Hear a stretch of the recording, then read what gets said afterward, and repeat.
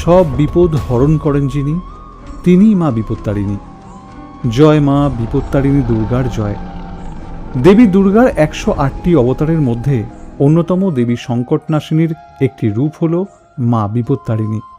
আষাঢ় মাসের শুক্লপক্ষের দ্বিতীয়া থেকে দশমী তিথির মধ্যে রথযাত্রা ও উল্টোরথের মধ্যবর্তী সময়ে মঙ্গল ও শনিবারে এই ব্রতটি পালিত হয়। বিপদ থেকে স্বামী, সন্তান এবং সমগ্র পরিবারের মঙ্গল কামনায় বিবাহিত মহিলারা এই পুজো করে থাকেন। বলা হয়, দেবাসুরগণ যখন সমুদ্র মন্থন করেছিল তখন যে বিষ উঠে আসে, ভগবান শিব মা দুর্গার নাম স্মরণ করেই সেই বিষ পান করেন। সেই বিপদ থেকে ভগবান শিবকে মা দুর্গাই রক্ষা করেন। এই ব্রত সম্বন্ধে আরও একটি কথা বলা হয় যে মা যশোদা শ্রীকৃষ্ণের ছোটবেলায় তার হাতে দুর্গা নাম স্মরণ করে রক্ষা কবচ বেঁধে দিতেন যাতে কোনো বিপদ না হয়। যদি কৃষ্ণ কোনো বিপদে পড়তেন তখন তিনি মা দুর্গাকে স্মরণ করতেন। এমনকি কালীয়কে দমন করার সময়ও মা দুর্গার নাম স্মরণ করেছিলেন। তাই এই ব্রত পালন করা খুবই মঙ্গলের কাজ।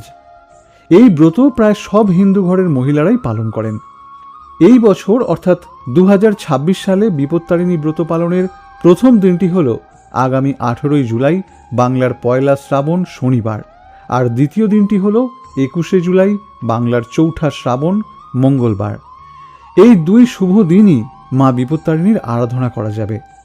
ভিডিওর শুরুতেই আমরা বিপত্তারিণী ব্রতের ব্রত কথাটি শ্রবণ করব এবং ভিডিওর শেষে এই ব্রত কিভাবে পালন করবেন সেই বিষয়ে বিস্তারিত আলোচনা করব।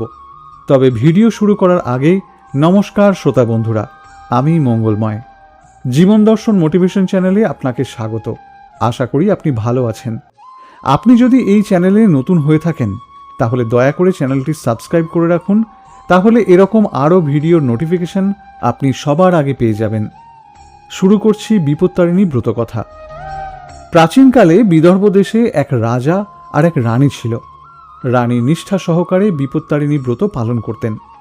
একজন মুচির বউ তার বন্ধু ছিলেন। তাকে রানী মাঝে মধ্যেই ফল, খাবার বা অন্যান্য জিনিস উপহার দিতেন, কিন্তু তার থেকে কিছুই নিতেন না। গরিব মুচির বউ রানীকে কিছু দিতে গেলেই রানী তাকে বলতেন, কিছু লাগলে নিজেই চেয়ে নেবেন। এদিকে মুচি বউয়ের খুব ইচ্ছা রানীকেও তিনি কিছু উপহার দেবেন, কিন্তু রানী আর কিছু চান না তার কাছে।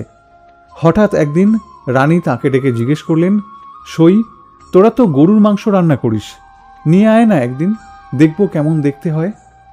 মুচি বউ তো রানীর আবদারে খুব খুশি। অবশেষে তাহলে রানী তার কাছে কিছু তো চেয়েছেন। তিনি বাড়ি গিয়ে খুব যত্নে গো মাংস রান্না করে সেটা কাপড় চাপা দিয়ে রাজবাড়িতে এনে রানীকে উপহার দিলেন। রানী তো শুধুই দেখবার জন্য মাংস আনতে বলেছিলেন, তাই কাপড় চাপা দিয়েই রেখে দিলেন। এদিকে মুচিনিকে মাংস আনতে দেখে রাজবাড়ির এক চাকর রাজাকে গিয়ে সে কথা বলে দেন। রাজা তো শোনা মাত্রই রানীর ঘরে উপস্থিত হয়ে তাকে জিজ্ঞাসা করলেন যে মুচি বউ কি দিয়ে গেছেন। সঙ্গে রাজা এও জানালেন যে যদি আপত্তিকর কিছু থাকে তাহলে রানীর মুণ্ডুচ্ছেদ করা হবে। রানী ভয় পেয়ে মনে মনে মা বিপত্তারিণীকে ডাকতে থাকলেন। মা বিপত্তারিণী ভক্তের ডাকে রানীর কানে কানে বললেন, দেখ, তোর মাংস সব ফুল হয়ে গেছে। রানীও রাজাকে ডেকে সেই ফুলগুলো দেখালেন এবং বিপদের হাত থেকে রক্ষা পেলেন। তারপর থেকে তিনি বাকি সারাটা জীবন বিপত্তারিণী ব্রত নিষ্ঠা ভরে পালন করেছিলেন। এইভাবেই এই ব্রতের কথা চারিদিকে ছড়িয়ে পড়ে। এবার বলবো বিপত্তারিণী ব্রত কিভাবে পালন করবেন। বিপত্তারিণীর ব্রত অন্যান্য ব্রতের থেকে একটু আলাদা। এই ব্রতের বিশেষ কিছু নিয়ম আছে যা অত্যন্ত নিষ্ঠার সঙ্গে পালন করতে পারলে সংসারের মঙ্গল হয়। এই পুজো সাধারণত জগন্নাথ দেবের রথযাত্রা এবং উল্টো রথের মাঝে যে মঙ্গলবার এবং শনিবার থাকে সেই সময় পালন করা হয়। এই ব্রত থেকে মহিলারা যাতে বঞ্চিত না হন সেই কারণে এই ব্রত 2 দিন পালন করা হয়। এই পুজোর একটা বিশেষ নিয়ম হল সবকিছু 13টা করে উৎসর্গ করতে হয় দেবীকে। ব্রতর আচার হিসেবে সবকিছু দিতে হয় 13টি করে, যেমন 13টি নৈবেদ্য সাজাতে হয়।